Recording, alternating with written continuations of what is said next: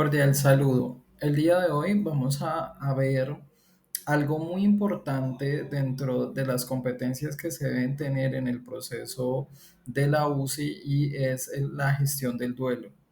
Esta competencia es muy importante poder verla, estudiarla, porque vemos que todo el tiempo los temas con la muerte y la relación de ella en relación a la infancia pues nos tocan y nos abordan de manera muy importante. Entonces vamos a comenzar. Nuestra tabla de contenidos es la siguiente. Vamos a abordar la infancia y su relación con la muerte, que es el duelo, la muerte y su relación con la UCI pediátrica, y finalmente vamos a ver algo relacionado con el código Colibri. La infancia y su relación con la muerte. Entonces, bueno, tenemos que esta relación histórica viene desde la antigüedad. Eh, en la antigüedad era permitido el infanticidio. Lo que quiero hacer aquí es una relación histórica para que ustedes entiendan el concepto de la infancia desde, digamos, las épocas antiguas, medieval, moderna y contemporánea, para poder como entender cuál es el lugar del niño en la historia y cuál es el lugar de la infancia, digamos, que se ha tenido a través de la historia, porque ese lugar es muy importante y porque digamos que hoy en día la infancia o la pérdida de la infancia tiene ese lugar tan importante. Entonces, por eso vamos a hacer esta relación. Entonces, en la antigüedad era permitido el infanticidio. Por ejemplo, para los egipcios era permitido, como una señal de abundancia y de agradecimiento también para los dioses, que los niños fueran lanzados, por ejemplo, a los cocodrilos. Entonces, los bebés, entonces cuando se lanzaban, pues digamos que había una cierta superstición para que hubiese más abundancia y más cosechas. Para los fenicios, de igualmente, habían unas fiestas especiales donde los niños eran quemados, también vivos, para poder dar agradecimiento por las cosechas y por todo lo que, digamos, pudiese pasar. Para los espartanos era importante que en el caso de los hombres solo pudiese sobrevivir los más aptos. Entonces los niños eran sacados por fuera de las murallas y digamos que ahí el niño debía soportar y sobrevivir las inclemencias del clima, de todo lo que pudiese pasar, y digamos que si los niños llegaban a sobrevivir, entonces sí eran aptos para poder, digamos, estar dentro de la civilización. Ya en el siglo cuarto y XIII, una de las cosas que se vive es el abandono de los niños, ¿sí? Los niños no eran vistos como niños, sino que eran vistos como hombrecitos y mujercitas. Por eso la imagen de allí se ven a los niños vestidos como personas adultas, porque no existía el concepto de la moda para ellos. Entonces por eso digamos que eran vestidos como hombres y mujeres, y así se llamaban, hombrecitos y mujercitas. Era también permitido que se abandonaran los niños en containers, digamos, detrás de las iglesias, como parte de un entendimiento que todos los niños que nacieran con malformaciones o algunas limitaciones congénitas, pues eran niños que no estaban de alguna otra forma aptos para poder realizar las labores del campo, ¿sí? Los niños eran azotados, ¿sí? Hasta quitarles la maldad, porque eran vistos como seres de maldad, ¿sí? A veces los niños se veían de esta forma. Eh, en el siglo XIV y en el siglo XVII, los niños, digamos que todavía no tienen un lugar específico en la sociedad, se siguen involucrando en actividades para adultos. Sin embargo, todavía no logran consolidar como una imagen completa de la infancia. Los niños son castigados en castigos físicos severos, y digamos que lo que se buscaba ahí era como descargar la frustración del adulto. También miren de dónde viene también esta imagen del castigo físico, y que era permitido también en esa época. Sin embargo, en esa época el castigo físico era permitido hasta el punto de poder matar a los niños. O sea, si se mataba a un niño por castigarlo, no era condenable en esta época. En el siglo XVII y XIX, hasta el XIX, aparece el sentimiento moderno de la infancia, en donde los niños y niñas son orientados como individuos a perfeccionar.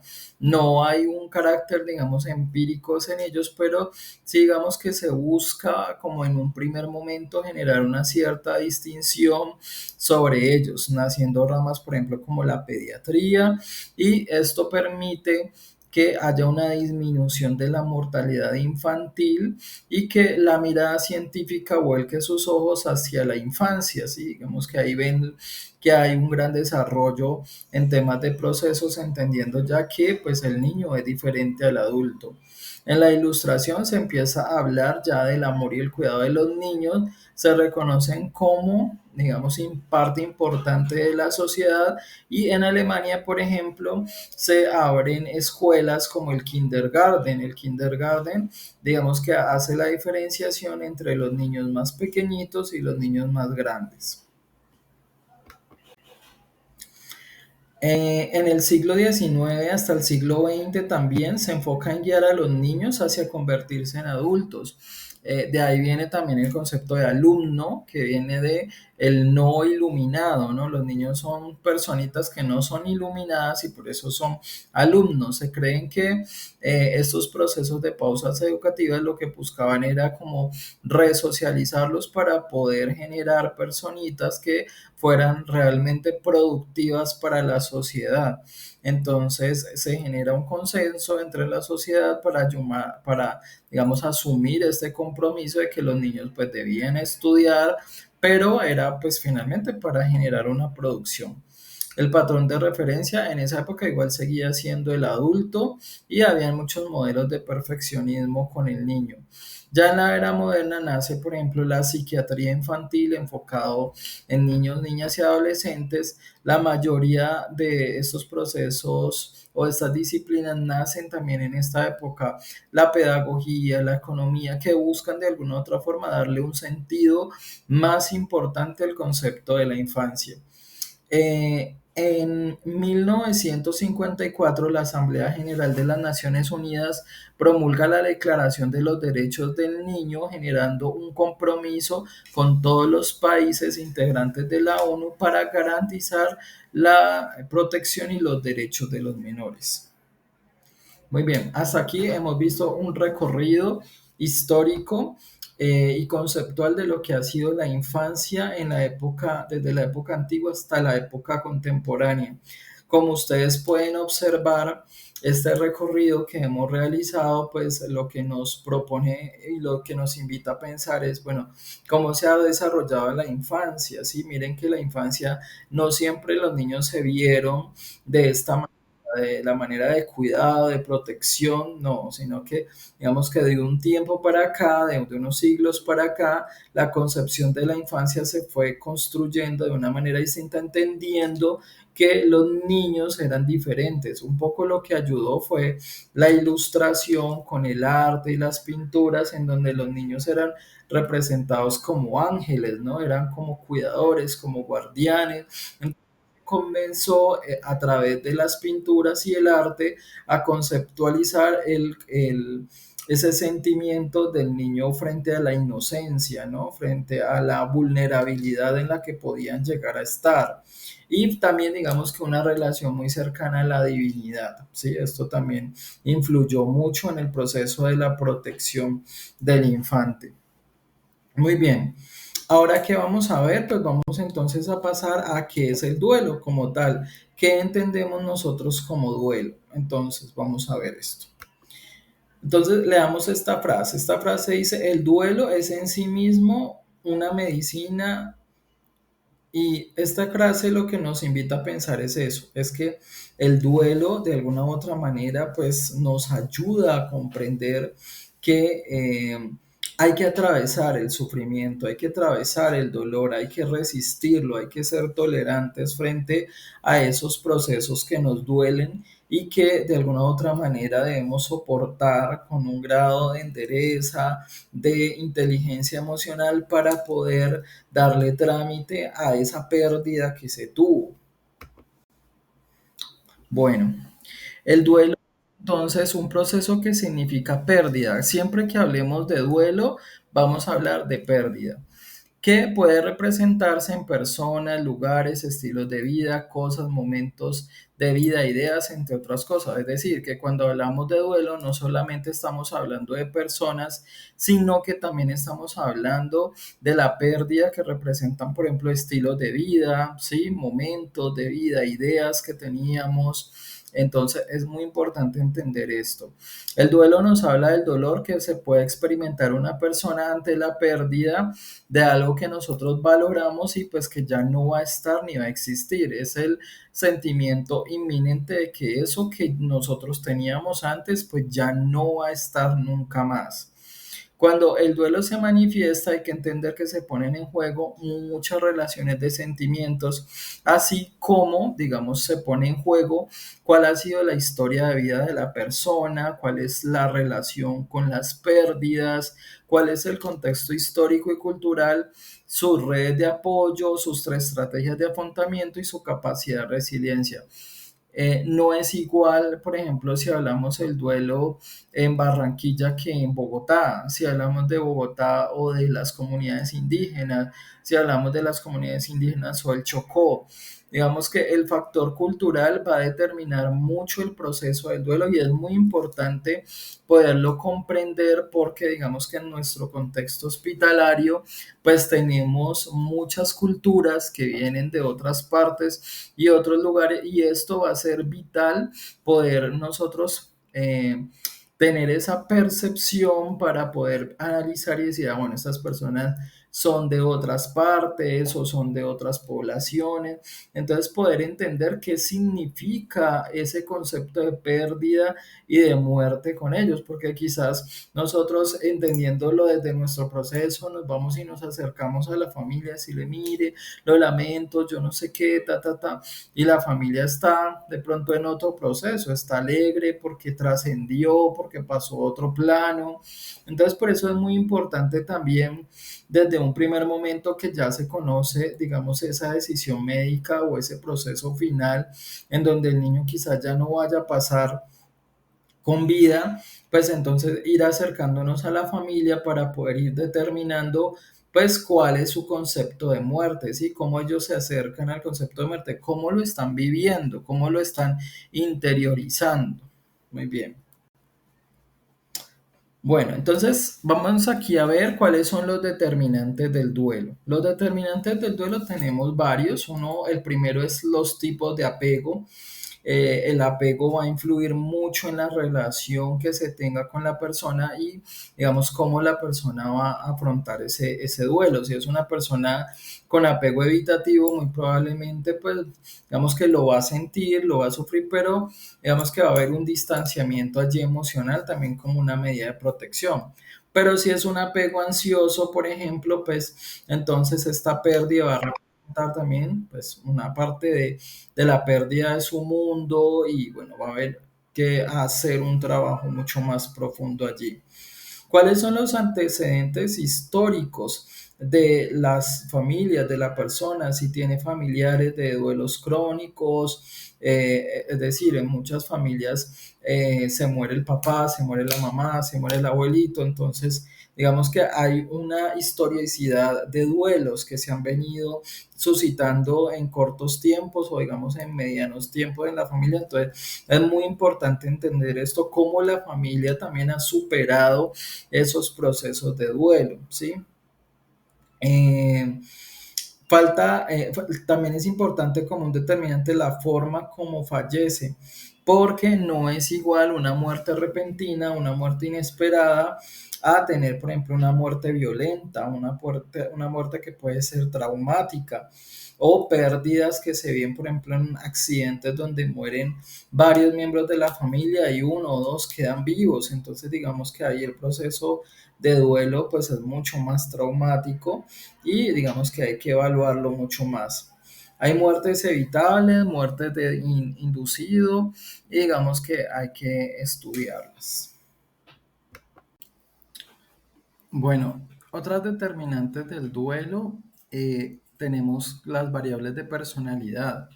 Por ejemplo, cuál es la edad en la que se está asumiendo el duelo, si estamos en la adolescencia, en la niñez, en la edad adulta, ¿sí? Digamos que van a importar mucho también cómo se están tramitando los procesos de duelo. El sexo, digamos que en algunas culturas o en algunos momentos también va a ser un papel importante. No es igual, por ejemplo, ser hombre y estar tramitando el duelo en una sociedad machista, por ejemplo, o ser mujer en una sociedad donde se espera que la mujer tenga, digamos, ciertos comportamientos frente al luto, frente a la muerte, que van más allá del simple hecho de pronto de estar allí acompañando el proceso. De pronto las expectativas están en llorar, en tener otras dinámicas, pero que a nivel de personalidad no surgen también. El hombre culturalmente está más limitado a expresar su dolor y esto de alguna otra forma pues es lo que les decía acerca de la cultura y bueno, rasgos de personalidad que digamos que tienden a tener estos aspectos. El estilo de afrontamiento también va a jugar un papel muy importante en cómo se está tramitando el duelo, ¿sí? Si las personas están más centradas, por ejemplo, en el problema, claramente se les va a dificultar el poder tener un aspecto más resolutivo, un afrontamiento mucho más satisfactorio para el proceso del duelo. Sin embargo, si las personas están más centradas en la resolución de problemas, quizás digamos que bajo el optimismo y la esperanza, su perspectiva frente a los procesos de duelo van a ser mucho más pasibles, apaciguables, y van a llevar el proceso de duelo mucho más fácil. También dentro del proceso de duelo va a ser una determinante, bueno, cómo las personas pues indagan desde su parte espiritual o religiosa o psicológica, si asisten a psicólogos, si tienen de pronto algún guía espiritual o si asisten a alguna iglesia.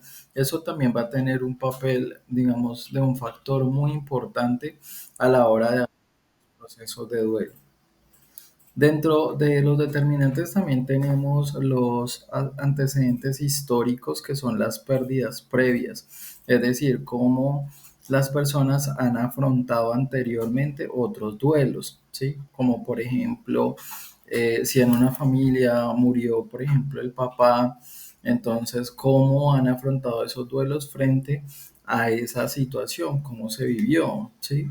Entonces es entender de qué manera la familia tramitó ese proceso de duelo, de qué manera las personas lo han llevado, lo han constituido. Es muy importante comprender esto porque muy probablemente de la manera como se hayan afrontado anteriormente, pues van a ser las formas como se van a afrontar posteriormente, ¿sí? Antecedentes de salud mental también, si hay de pronto factores previos, por ejemplo, rasgos de personalidad depresiva o si hay trastornos de personalidad depresiva, sí, también van a jugar, hay un papel determinante a la hora de afrontar el duelo. Duelos no resueltos en la familia son esos duelos que se viven en un tema tabú, donde sabemos que la persona murió, cómo murió, de qué falleció, pero no hablamos frente a eso. Son por lo general también esas familias donde se guardan mucho las cosas y hasta las cosas o los objetos también de la persona que ha fallecido.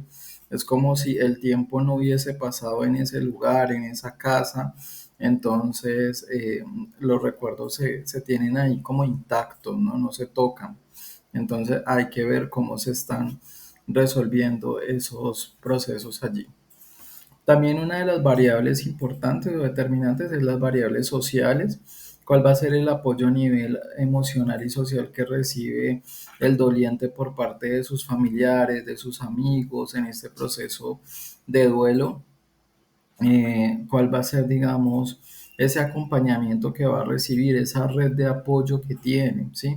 Los compañeros de trabajo, las personas que están a su alrededor, vecinos, amigos, familiares, van a jugar un papel muy importante dentro del proceso de los determinantes del duelo. y las tensiones concurrentes, es decir, si de pronto existen familias como por ejemplo cuando estuvimos en cuarentena en el COVID, digamos que van a haber factores o variables externas que digamos que puedan llevar a vivir el proceso de duelo diferente, ¿sí? Por ejemplo, en ese caso, pues que todos estábamos confinados y digamos que en ese momento no se dio la posibilidad de expresión de manera distinta, sino que todos tenemos que estar en el mismo lugar. Las tensiones, las crisis secundarias que puedan estar pasando en familia o en pareja, ¿sí?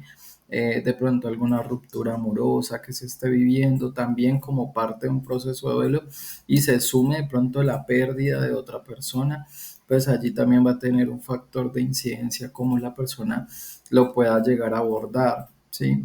Enfermedades en general, sí, todas las enfermedades que puedan existir también juegan un papel determinante a la hora de, digamos, cómo la persona se ve para afrontar las situaciones del día a día, el consumo de sustancias psicoactivas, la violencia intrafamiliar y la violencia, pues en general. Estos son algunos de los determinantes del duelo que quería mostrarles el día de hoy para que ustedes pudieran ver también cómo, digamos, estamos entendiendo el duelo a partir de estos determinantes.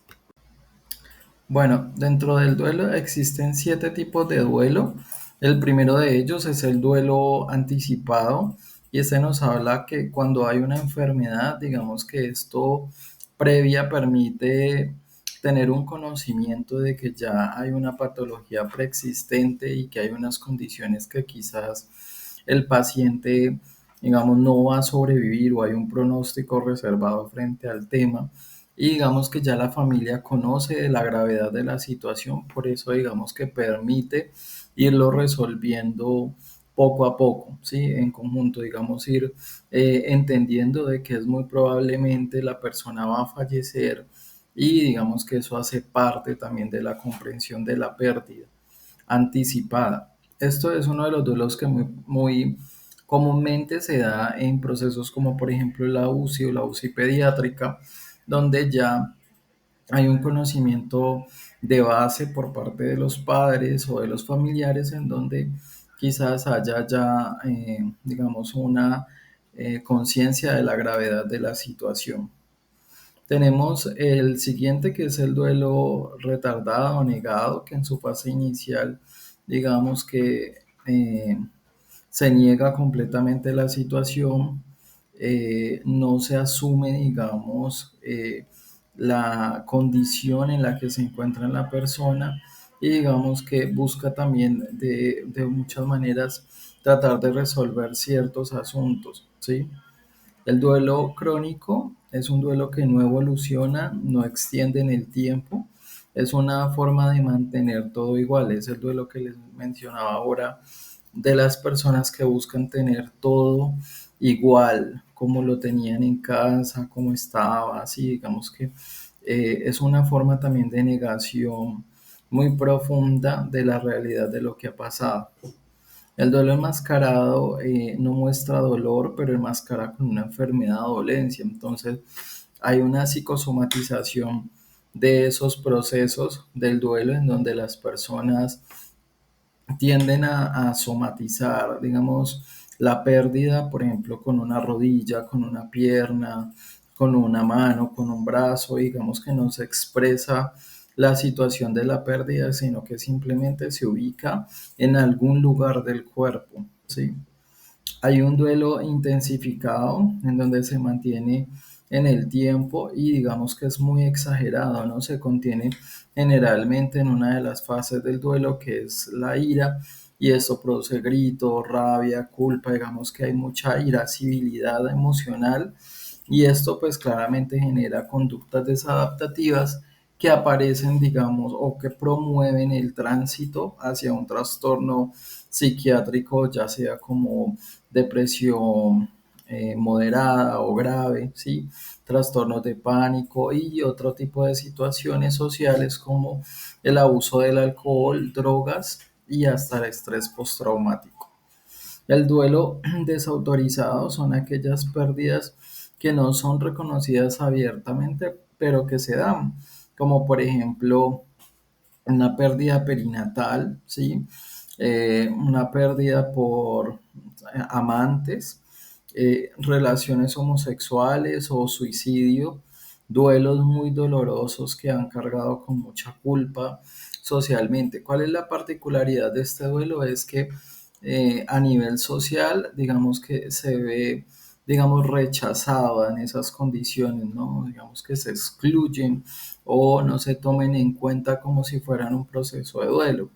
Por ejemplo, en muchas ocasiones las mujeres que son gestantes y llevan su bebé a los 2 o 3 meses tienen un aborto espontáneo y a nivel social lo que se espera es que, bueno, tenga como una incapacidad de cierto tiempo, de 5, 10, 15 días, pero que vuelva a retornar a su trabajo de manera normal y natural, sin tener en cuenta pues que dentro de ese proceso de gestación habían unas expectativas, unas idealizaciones y digamos mucho más allá de lo que implica ser madre, ¿no? Entonces es también comprender eso. Y finalmente, el duelo patológico, que nos habla acerca de una acumulación constante de pérdidas que no han podido ser resueltas. Personas que, por ejemplo, en algún momento perdieron a su papá, a sus abuelos, a su familia, pero digamos que estos nunca fueron resueltos y lo que se hace es que se van acumulando estos duelos, duelo tras duelo, bajo formas de negación, bajo formas enmascaradas de somatizarlos en otros lugares. Entonces digamos que se vuelven patológicos porque se sostienen en el tiempo.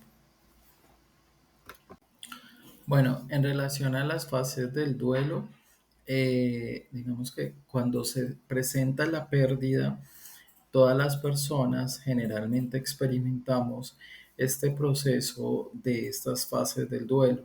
Es importante entender que las fases del duelo no necesariamente tienen que ser lineales, sino que pueden ir una de mano de la otra acompañadas o digamos que presentarse de manera inmediatamente siguiente o digamos en un tiempo prolongado. Digamos que no tiene una periodicidad, por alguna forma decirlo, de presentarse o manifestarse. Pero sí, digamos que la expresión de su sintomatología o de lo que se puede presentar con estas situaciones, con estas fases, son muy visibles. Bueno, cuando tenemos el shock o la noticia inicial, que es la primera fase, en este primer momento, cuando se le da, por ejemplo, la noticia a la persona de que su familiar ha fallecido o que la persona que estaba esperando no va a volver a estar, hay una primera fase que es la fase de negación. En esta primera fase las personas por lo general inmediatamente lo que entran a verbalizar es decir, no, no, no, no es posible, esto no lo creo, eh, no es válido para mí. ¿Por qué? Porque nuestra mente lo que busca es generar una protección, una barrera psicológica para esta noticia que está generando un impacto psicológico y emocional muy grande, sí que puede llegar a desestructurarnos. La negación es un mecanismo de defensa que tenemos todos los seres humanos que nos permite protegernos de esas situaciones o contingencias que podamos presentar alrededor. Inmediatamente, digamos que después de esto llega el enfado o la ira, que sería la segunda emoción que viene a acompañar el proceso de la negación. Muchas veces en el ambiente clínico se presenta mucho en donde los familiares culpan al personal de la salud que atendió a su familiar, el paciente, por la situación de muerte, ¿sí? Entonces, responsabilizan al personal de salud por las acciones, con rabia, con ira, y pues pueden ir acompañados también de actos violentos como manoteos, como tirar las cosas, golpear las paredes. Entonces digamos que hasta casos extremos donde puedan golpear a otra persona. Entonces hay que, digamos, generar ahí un acompañamiento también frente a esta emocionalidad que pueda surgir. Después de esta emoción, la emoción que sigue, digamos que puede ser que no se presente allí mismo o digamos en ese tiempo, pero si digamos al paso del tiempo se presenta la tristeza. Con la tristeza llegan sentimientos de culpa, de remordimiento, de alguna otra forma de poder haber hecho más y no se hizo. Y todas esas emociones, digamos, que van cargando la persona a sumergirse, digamos, en una anedonia, en una fase en donde no hay una motivación para poder querer hacer o realizar las cosas. Entonces, digamos que esta fase de la tristeza, digamos que es una fase también de reorganización, ¿no? De conexión también de la con esas ideas de la pérdida, de las raíces, de encontrarse consigo misma. Y es una fase en donde necesariamente sí o sí necesitamos del acompañamiento de otras personas, el grupo social, los amigos, los familia, los vecinos, que estén pendientes, digamos, de estas personas con el objetivo de que pues pueda, digamos, generarse esta reorganización allí psicológica en esta fase de la tristeza mucho más ágil y rápido. Una vez la persona, digamos, comienza a entender que la pérdida es irremediable, de que la persona que se murió o que falleció ya no va a estar y nunca va a volver a estar, digamos que se comienza a sujetar una cierta reorganización y reaprendizaje hacia la aceptación, ¿sí? Entender de que esta pérdida tuvo que ser así, de esta manera, de esta forma, yo no pude haber hecho algo más frente a esto. Digamos que comenzar a aceptar la pérdida es el paso siguiente a comprender lo que sucedió, darnos ese rol también de protagonistas del proceso en donde comprendemos que no tuvimos responsabilidad ni las personas que estuvieron alrededor de nosotros. Después de esto, pues ya viene la fase final, que es una fase de aprendizaje en donde ya entendemos que hemos aprendido también de esta experiencia. Nos sujetamos también a la esperanza y a ciertos ordenamientos sociales como la religión, los temas espirituales, ¿sí?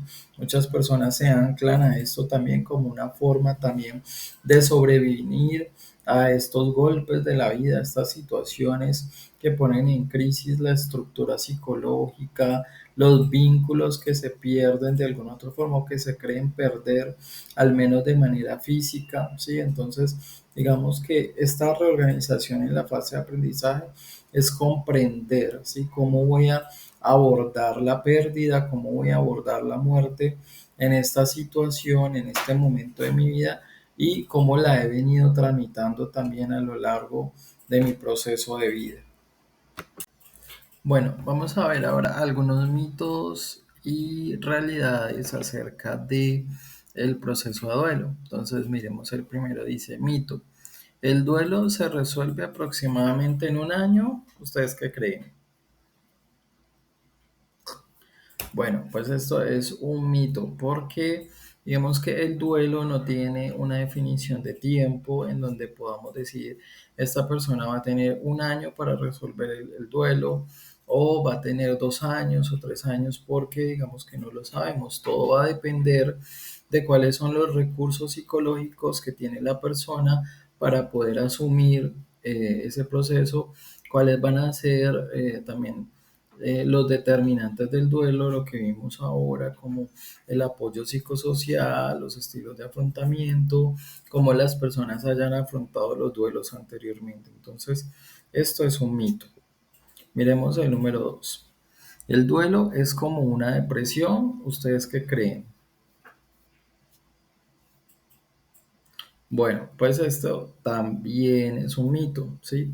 Porque no podemos decir que el duelo es una depresión, ya que la depresión es un trastorno digamos, de procesos clínicos mucho más severos. En el duelo sí se atraviesa por la tristeza como una emoción intensa, en una forma de respuesta a la pérdida inminente que se vive frente a la situación de duelo. Sin embargo, no significa que esto se categorice como una depresión, ¿sí? Muy bien, miremos la 3. Dentro de los diferentes tipos de muerte hay unas que son peores que otras. ¿Qué creen ustedes? ¿Mito o verdad? Bueno, efectivamente, esta es una verdad, porque muchas personas van a decir, pero bueno, ¿por qué si el proceso de muerte, digamos, es el mismo? Bueno, digamos que ese tipo de cosas.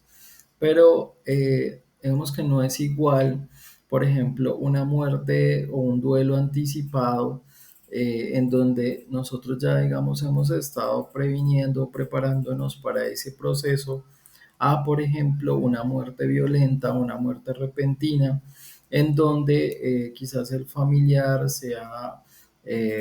haya sido asesinado y ese asesinado haya sido por muerte violenta, ¿sí? En muchos momentos de las capacitaciones les he hablado de situaciones de violencia en donde las personas son asesinadas y esos cuerpos son enviados a sus familias por partes. Entonces miren el nivel traumático o el traumatismo que representa el vivir ese proceso de duelo para una familia. Entonces por eso podemos decir que eso es verdad. Miremos la 4. Cuando la muerte es natural, entre comillas, sobre todo de una persona mayor, no genera duelo. ¿Qué piensan ustedes? Bueno, pues este es un mito, porque claramente las personas mayores también, digamos que significan una pérdida para la familia y pues claramente pueden llegar a significar el proceso de trabajo de duelo. Miremos el siguiente, ¿los niños no sufren? ¿Qué piensan ustedes? Bueno, pues esto también es un mito. Muchas personas pensarán, bueno, pero ¿por qué si los niños son niños y están en su mundo y lo viven allí? ¿Sí? Pero digamos que a pesar de que los niños están en su mundo y están, digamos, en ese proceso imaginario, porque quizás puedan ser muy pequeños, están allí, estando acompañados por su familia, viendo sus emociones, viendo cómo ellos están tramitando este proceso de pérdida. A pesar de que esto quizás a nivel consciente, digamos que no logre ser procesado en su totalidad, como, digamos, la situación de la pérdida, pero claramente sí va a haber ahí una huella anémica en su memoria emocional en donde va a estar el recuerdo de esa pérdida que se tuvo en algún momento. El duelo en los niños no provoca un sufrimiento tan profundo como en los adultos. ¿Qué pensamos de esto? Bueno, pues es un mito también. En los niños, en los adolescentes también hay duelos y duelos profundos, duelos patológicos que digamos que hay que comenzar a intervenir y mirar muy. Muchas veces los niños no viven el mismo proceso de duelo, quizás porque no lo verbalizan, pero sí lo viven internamente. Eso lo podemos ver también como psicólogos en los procesos de consulta, en momentos donde se le pide al niño o al adolescente que dibuje lo que está sintiendo en este momento y ahí en esas formas de expresión podemos ver o entender cuál es el nivel de sufrimiento que se está viviendo con esa pérdida. Miremos el siguiente.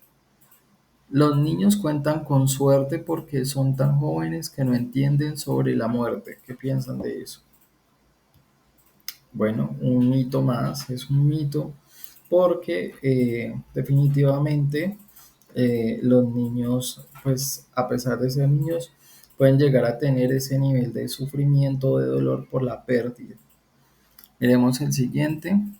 Los niños deben ser protegidos del dolor y el sufrimiento de la muerte que lleva en sí misma al fin de mantener su inocencia infantil. ¿Qué piensan de eso? Bueno, esto es un mito también, porque digamos que no podemos proteger a nadie de la muerte. La muerte es algo inminente que llega en cualquier momento de la vida. Digamos que ninguno puede llegar a proteger a otro de que no lo vea, no lo sepa, no lo cuente, ¿sí? Entonces, entre más rápido la familia haga el proceso de socializar este tema con el niño, con el adulto mayor, bueno, con la persona que sea, digamos que mucho más llevadero va a ser el proceso del trámite del duelo. Si ocultar una muerte no significa que se le va a ocultar el dolor a la persona, antes al contrario, en el momento en que se entere lo que va a generar es agudizar mucho más el dolor por el tiempo que se perdió, digamos, en ese proceso de espera de poder contarlo. Se dice que en la infancia no se comprenden los rituales y además les pueden traumatizar, por lo que es mejor que ellos no asistan. ¿Qué piensan ustedes? Bueno, eso también es un mito que los niños no puedan estar en los lugares de, de de ceremonia. En muchas culturas los niños juegan un papel fundamental para poder, digamos, hacer el trámite del proceso del duelo, ¿sí? Entonces es muy importante entender que los niños deben vivir esos procesos culturales del duelo, esos rituales de paso, en donde estamos en un funeral, en un cementerio, todos esos procesos de ritos de paso que están dando, digamos, el paso de un estado de la materia a otro, de un estado de ideas a otro, es importante que se vivan. Cuando se consideran como grupo, los niños adolescentes entienden y experimentan de manera distinta.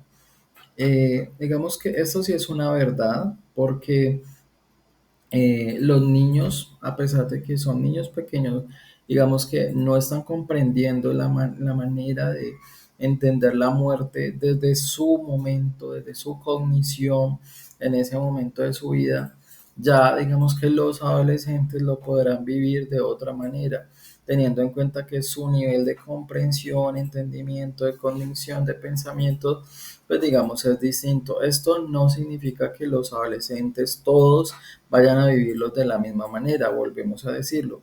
Va a depender de sus recursos psicológicos, de las estrategias de afrontamiento y del acompañamiento familiar que se viva. Bueno, estos eran algunos mitos y realidades sobre el duelo.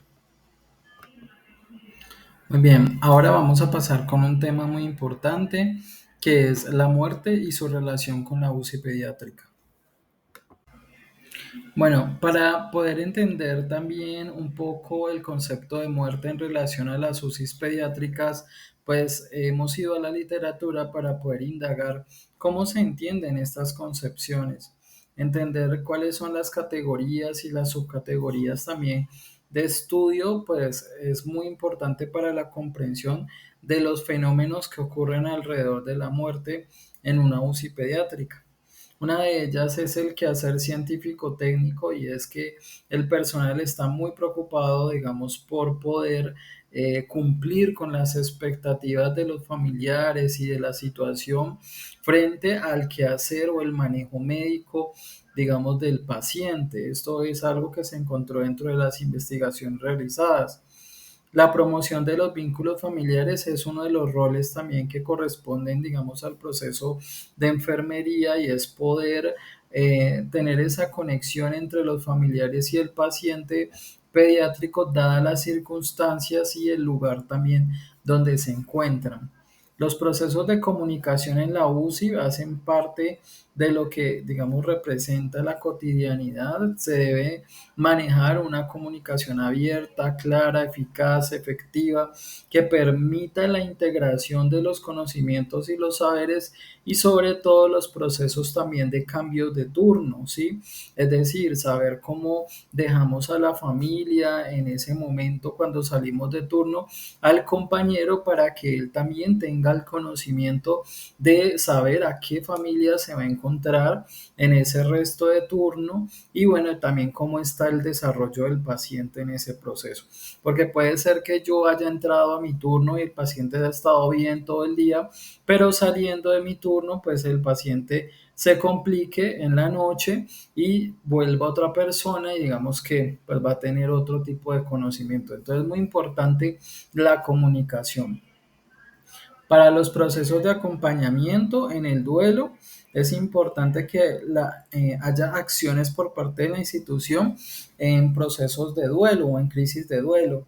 Nosotros hoy en día tenemos el código Colibrí, que es un código socializado para atender todas las situaciones que se presenten en relación al duelo, estrategias y faltas de herramientas claras también, o sea, no tener esta comprensión, digamos, dificulta también la atención o la prestación para el servicio de salud a personas a familiares que se encuentren en el área. Ponerse en el lugar del otro, ser totalmente empáticos frente a la afectación también emocional del familiar del paciente, comprenderlo, saber cuál es su pensamiento, su perspectiva, cuál es su lugar también como padres, cómo ellos también están asumiendo si es el papá o no, porque también puede ser otro familiar, ¿sí? También cuál es la confrontación ante la muerte, ¿sí? Cómo de alguna manera nosotros como equipo hemos desarrollado qué tipo de habilidades, qué tipo de conductas. ¿Será que nosotros las evitamos hablar de esto, evitamos confrontarlo? Entonces se vuelve un tema tabú donde ya no tenemos la posibilidad de hablar acerca de lo que pasó o lo conversamos como equipo, sí, digamos que nos brindamos apoyo entre nosotros. Esto también hace parte del éxito y de los equipos ganadores en las UCIs pediátricas de poder compartir esa información, ¿no? Esas experiencias previas. Y también de entender cuáles son las representaciones culturales frente a la muerte, que es algo sumamente importante. Es como los demás pueden llegar a comprender el proceso de la muerte. Yo siempre pongo como por ejemplo el caso de México, en donde se ve otro tipo de cultura y otro tipo de relación con la muerte.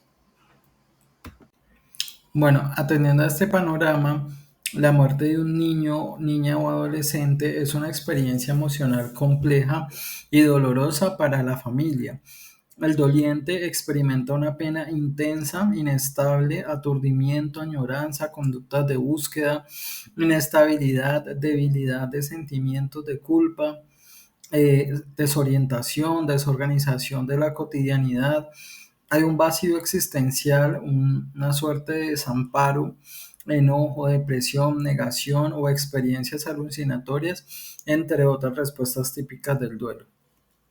Cuando, digamos, se presenta la muerte de un niño, digamos que es un montón de emociones que se pueden presentar y pues que, digamos, hacen referencia también a ese traumatismo, a ese evento traumático que se ha presentado. Recordemos que cuando se produce la pérdida en sí misma, pues esta pérdida se refiere también a un evento traumático, hay un trauma allí inicial.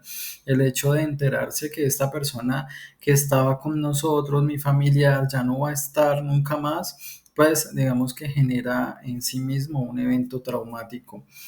Las prácticas se articulaban a relacionales, emociones y sentidos propios de la experiencia de la vida de los profesionales de la UCI y significados culturales sobre la misma, la muerte del ser padre o madre. Muy bien. Esto tiene mucho sentido también, viéndolo desde el entendimiento de que muchos de las personas o el personal puede ser padre o madre.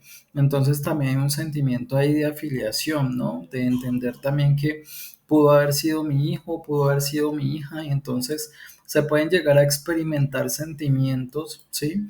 De eco, ¿sí? En frente a la pérdida. La comunicación y el quehacer científico teórico son las dimensiones que concentra la mayor cantidad del tiempo en la UCI, ¿sí? Para atender claramente los procesos que se deben atender. La comunicación con la familia ocupa un lugar importante para el equipo de la salud y es evidente tanto en la observación como en las entrevistas. El esfuerzo por parte de los profesionales de transmitir un mensaje claro y comprensible de la situación clínica del niño y familiares, y su finalidad central es generar, bueno, la estabilidad. Bueno, para el personal de enfermería y su relación con la muerte de los niños, dice la literatura que describe el fallecimiento del niño como algo complejo de asumir a nivel psicológico y a nivel emocional. Para los cuidadores de enfermería, ya que ellos generan vínculos de afecto, armonía, empatía y posterior a la muerte, pueden quedar sentimientos de pérdida, dolor y de impotencia en el personal. Esto frente al personal de enfermería. También la muerte es considerada como un fracaso en la atención del niño en la UCI, afectando principalmente al profesional de enfermería y generando vínculos emocionales, apegos y sentimientos de dolor. Eso también hay que verlo también desde la parte personal, en cómo yo me vinculo también con las personas, también cuál es mi tipo de apego, porque eso también va a marcar mucho la sensación de pérdida que se pueda vivir en relación a el niño fallecido. Es decir, si mi vínculo de apego está más orientado a ser un vínculo ansioso, muy probablemente voy a tener la sensación de insatisfacción, de impotencia, de culpabilidad. Sin embargo, si tengo un vínculo más orientado hacia la evitación, quizás no conecte tanto a nivel emocional con las personas y digamos que me enmarque en un cuadro de introspección, de aislamiento, ¿sí? Donde prefiera estar solo, sola, de manera mucho más grande que usualmente lo realizaría. Entonces, son formas, digamos, también de afrontar el duelo para el personal de enfermería que hay que comenzar a analizar en función de la performatividad que se está dando, es decir, en función de cómo se está tramitando este proceso. Para el personal asistencial y la forma de afrontar la muerte del niño, el profesional de enfermería pasa mayor tiempo con el paciente, lo que esto genera apego y digamos que pasa a ocupar muchas veces el rol de acompañante. En algún momento, en alguna capacitación, mencionaron que, digamos que los niños comienzan a ver a los cuidadores, es decir, a ustedes, como personas muy cercanas a su familia. Entonces, por ejemplo, les decían tíos, tías, primos, abuelas, y claramente el hecho de que los niños generen este nombramiento, pues genera un vínculo mucho, mucho más cercano para el personal de enfermería. La teoría cognitiva de Albert Bandura orienta al personal de enfermería a la adquisición de competencias necesarias para dar cuidado al final de la vida con calidad, incluyendo dentro de sus competencias autocompetencias, autocuidado de síntomas no solamente emocionales, sino también físicos que deberán involucrarse en la relación terapéutica con el paciente. Esto lo que nos quiere decir un poco es que el personal de enfermería necesita sí o sí comenzar a estudiar, socializar, comenzar a compenetrarse mucho más con estos conocimientos, sobre todo el personal de la UCI, digamos que su personalidad o sus procesos psicológicos también están puestos allí al momento de la atención y la orientación terapéutica con el paciente, y esto también pues va a generar cierto desgaste psicológico ante la presencia de la pérdida inminente de alguno de sus pacientes. Para el equipo asistencial y la muerte, la experiencia versus la formación académica. El profesional que se siente preparado para la atención de niños al final de la vida puede brindar una atención compasiva a los niños y sus familiares durante el momento crítico. Es decir, que pueden brindarles más ayuda, digamos que pueden estar allí porque se sienten preparados para poder brindar ese soporte. La formación académica deberá brindarse antes de que el profesional de enfermería tenga su primera experiencia de muerte de su paciente. Digamos que un poco lo que dice la literatura es que deberían formarse mucho más el personal de enfermería con temas de habilidades blandas y relacionales puntualmente orientadas hacia la gestión del duelo. También la importancia de generar espacios de escucha y de competencia constante logrará contribuir a la formación del personal de enfermería. Esto es algo muy importante y quiero también aquí aprovechar para hacer un espacio en decirles que la clínica cuenta con un espacio que se llama el espacio de escucha. Las personas que quieran o que necesiten en ese momento ser escuchadas por un profesional de la salud mental, un psicólogo, pueden tramitar el espacio de escucha en donde los vamos a atender. Esto es dentro del horario laboral y pues, digamos que vamos a realizar un proceso no psicoterapéutico, pero sí un proceso de consueling, de consejería frente a cualquier situación que pueda estar teniendo la persona. Lo que sugiere Jan Watson es que el cuidado de enfermería sana se da cuando la enfermera o el enfermero es capaz de construir un momento en el cual él o ella logra encontrarse con el otro, es decir, en este caso con el paciente pediátrico, de manera cariñosa y espiritualmente, lo que implica comprender la vivencia del otro y autocomprenderse en el mismo proceso. Es decir, aquí lo que nos están también invitando es a tomar conciencia de cuáles son nuestras emociones frente al tratamiento que se le está brindando al niño, no solamente desde la parte médica, técnica, asistencial, sino desde la parte personal, es decir, cuáles son las emociones que yo estoy sintiendo con este niño, cómo estoy viviendo esas emociones, será que la tristeza o la compasión o la sensación de querer ayudar a este niño va más allá, digamos, del quehacer o del rol que tengo en este momento.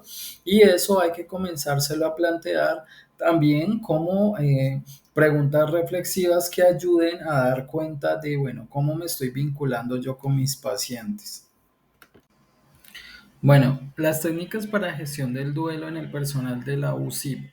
Una de ellas, la primera, es caracterizar a los familiares. Algo que es muy importante y que he recalcado durante toda la capacitación es que sí o sí hay que conocer cuál es la familia que estamos abordando, cuál es su cultura, cuál es su etnia, cuáles son sus creencias, porque digamos que yo lo he dicho en algunas capacitaciones, ustedes se vuelven una especie de mini psicólogos. Es muy importante que ustedes puedan de alguna otra forma entender, pues, cuáles son esas formas de pensamiento que tiene la familia, ¿sí? O al menos entender cuáles esas formas culturales también que tienen de ver la muerte, por ejemplo.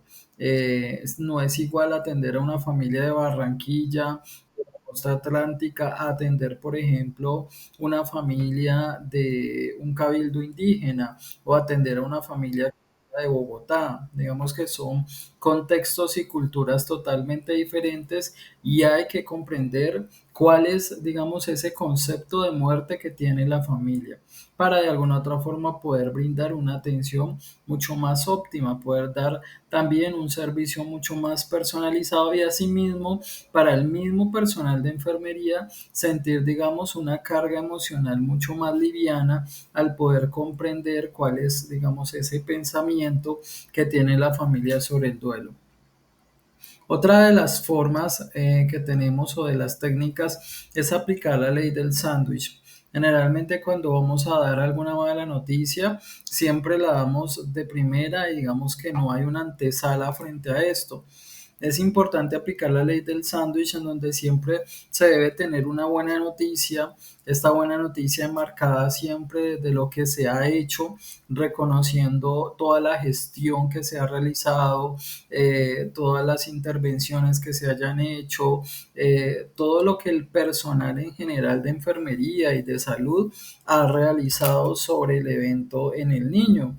Y posteriormente a esto, pues vendría la mala noticia en caso de que sea un pronóstico reservado o finalmente pues el deceso del menor, pues digamos que allí tendría que ser una noticia sin brindar esperanzas frente a alguna posibilidad de mejora a la cual no sabemos que vaya a pasar y terminar con una buena noticia. Digamos que una buena noticia después de esta noticia de muerte, digamos que la enmarcamos más es de una especie de consuelo, ¿sí? De decir, bueno, este es un momento para confortarse en familia, es un momento para estar acompañados, es un momento para fortalecerse en Dios y creen en Dios o digamos en el aspecto religioso que crean, porque recuerden que tenemos que tener en cuenta la cultura de las personas. Una tercera técnica es reconocer mis propias emociones, listarlas y verbalizarlas. También es entender qué es lo que yo estoy sintiendo con esta noticia o lo que estoy atravesando con este proceso, con este niño, con este menor, con la familia, sí, poder reconocer en mí mismo o en mí misma qué es lo que está pasando conmigo. Reconocer también los límites a los cuales he llegado. Eso también es importante porque en muchas ocasiones se ha hablado acerca de esto y es que cuando traspasamos los límites de lo profesional a lo personal, ese traspaso de ese límite, digamos que hace entender a la familia que ya no está tratando con un enfermero o con el rol de enfermería, sino que estoy tratando es con mi amigo, mi amiga o mi conocido, mi conocida, y esto digamos que a corto o mediano plazo puede traer pues problemas o consecuencias severas, ¿sí? Eh, en algún caso, en algún momento mencioné un caso de una persona que trabajaba también en el área de salud y ella comenzó a tener, digamos, actitudes con una mamá, ¿sí? En donde se volvieron amigas, digamos, dentro del proceso y digamos que estuvieron en una relación de amistad dentro del proceso de su hija en la UCI y finalmente pues la niña muere. Al morir la mamá responsabiliza directamente a esta jefe de enfermería por su muerte, por la situación, porque la jefe de enfermería en algún momento le recomendaba realizar ciertas acciones o tomar ciertos medicamentos y finalmente pues es un evento que termina muy mal para la persona, la jefe de enfermería y digamos que terminan varias situaciones o problemas a raíz de esto. Otra de las técnicas que tenemos es gestionar el dolor de la pérdida a través de la sanación que produce el saber técnico científico de lo ya hecho, ¿sí? Es reconocer, bueno, qué hemos hecho acá, en qué hemos trabajado, cómo se le ha brindado la asistencia a esta persona, ha sido una asistencia óptima, ha sido un proceso de intervención adecuado y si es así, entonces digamos que eso, ese saber, ese conocimiento pues nos va a permitir también alejarnos un poquito de esa culpabilidad que puede llegarse a presentar por el hecho de pensar que no se hizo lo suficiente por el menor o por la familia, ¿sí? Entonces siempre hay que tener en cuenta qué es lo que yo he hecho, ¿sí? Desglosarlo, nombrarlo, listarlo, muy importante. Lo siguiente es buscar redes de apoyo, familiares, amigos, compañeros, externos, que permitan generar diálogos también, ¿sí? Ante la sensación o el sentimiento de pérdida, solemos también tener una sensación de vacío, de tristeza, ya sea también proyectada por la familia, ¿no? Porque quizás, como lo dije ahora, se muere el niño, pero también siento que se murió el mío, ¿sí?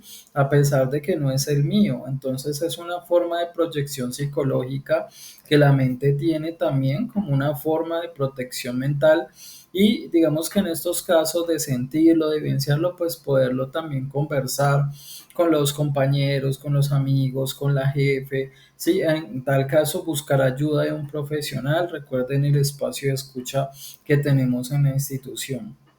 Muy bien. Buscar apoyo espiritual o religioso, sí, eso también es muy importante, ya que digamos que desde lo espiritual y religioso, pues se encadenan, digamos, muchas estructuras mentales con las cuales nos hemos construido y quizás para muchas personas pueden llegar a servir como un aliciente para amenguar ese dolor emocional que puedan llegar a sentir. Bueno, finalmente vamos a mirar cuáles son las conclusiones de esta capacitación. Aunque la experiencia de muerte se hace presente en la UCI, no es una condición de fácil aceptación por parte del equipo de salud. porque para ellos la finalidad de la atención es preservar la vida como principio médico. Para algunos autores, la noción de no cotidiana de la muerte genera evitación del abordar frustraciones y sentimientos de culpa en el equipo de profesionales, pues sienten que no cumplieron su objetivo de atención. En este sentido, asimismo, reflexionar sobre cuáles son las consecuencias clínicas para la aceptación de la muerte y el soporte, digamos, desde cualquier especie de religión. Es muy importante pensarnos en que no hay cabida, digamos, al sentimiento de culpa, aunque podamos llegar a sentirla, es importante explorarla, pero siempre teniendo en cuenta y en mente de que se hizo lo mejor que se pudo, estuvo todo marcado dentro de mis manos, dentro de lo que pude haber hecho, tener siempre esa noción y ese pensamiento desde el saber técnico científico de todo lo que se realizó para poder salvar la vida de este paciente. El equipo de trabajo de UCI deberá estar o generar un entrenamiento no solo a nivel profesional, sino también colectivo del manejo de las emociones. Este trabajo se debe realizar en función del ejercicio de los procesos de la gestión del duelo. Esto yo creo que es algo que hemos realizado durante algunos talleres que hemos visto y es importante seguir fortaleciendo esto, ¿no? ¿Cuál es la emoción que más predomina en mí?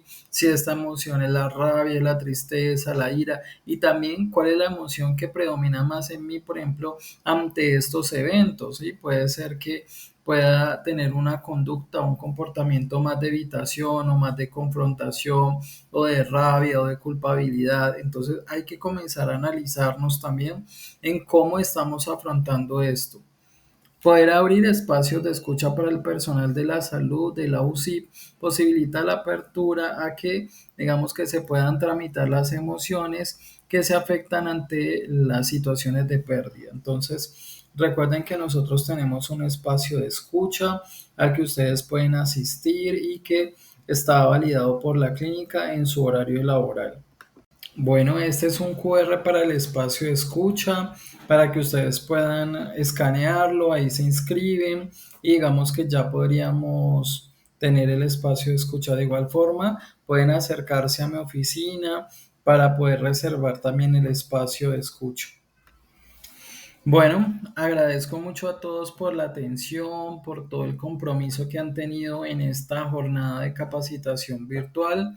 Espero que todo el conocimiento que puedan adquirir les sirva, se lleven algo de estos procesos de trámites del duelo y bueno, que si tienen dudas o preguntas, bueno, puedan acercarse también a mí, a este espacio de desarrollo, donde podamos también conversar acerca de qué otras estrategias o técnicas también pueden tener, digamos, ya mucho más personalizadas para ustedes en el espacio de escucha. Bueno, me alegra mucho, muchísimas gracias.